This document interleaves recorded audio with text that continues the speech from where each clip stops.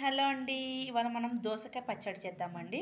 ముందుగా కచ్చిగా ఉన్న దోసకాయలను రెండింటిని తొక్క తీసి ఇలా కట్ చేయాలండి. కొన్ని పచ్చిమిర్చి, వీటన్నిటిని మనం ఆయిల్లో ఉడికించి పెట్టాలండి. ఓకేనా ఫ్రెండ్స్? దోసకాయని ఇలా ఆయిల్ పోసి బాగా ఫ్రై చేయాలండి. కొంచెం ఉడికించాలి ఆయిల్లోనే.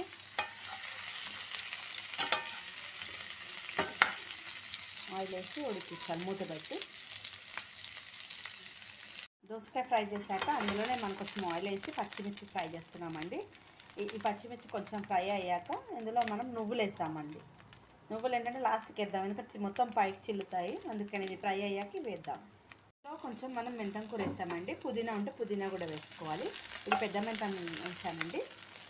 ఇది కూడా ఫ్రై అవుతుంది. ఇప్పుడు ఇందులో కొన్ని నువ్వులు వేసేసి ఫ్రై చేసి చూసేద్దాం. నువ్వులు ఎక్కువ వేయాలండి పచ్చడిలో, ఎప్పుడైనా టేస్ట్ బాగుంటుంది, తీయగా బాగుంటుంది పచ్చడి. మనం మిక్సీ జార్లోకి వేసుకున్నామండి. ఇందులో వెల్లుల్లిపాయలు ఒక 4 వేసుకున్నామండి. అలాగే కొంచెం సాల్ట్ వేసి మిక్సీ పట్టేద్దాం. ప్యాన్ పెట్టి ఆయిల్ వేయాలండి. ఆయిల్ హీట్ ఎక్కాక ఇందులో కొన్ని 2-3 ఎండుమిర్చి వేద్దామండి పోపుకి. ఎందుకంటే ఆల్రెడీ మనం పచ్చిమిర్చి వేసాం కదా, ఎక్కువ లేకుండా ఓన్లీ పోపు కోసం 3 ఎండుమిర్చి వేస్తున్నాను. అలాగే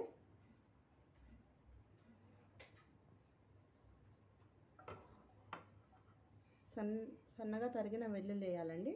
వెల్లుల్లిపై తరుగుతున్నాను సన్నగా.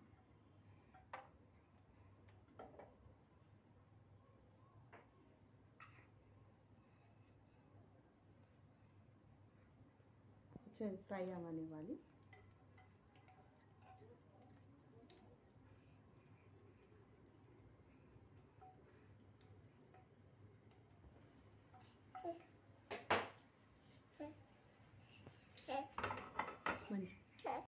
ఇందులో కొంచెం జీలకర్ర వేయాలండి పోపుకి.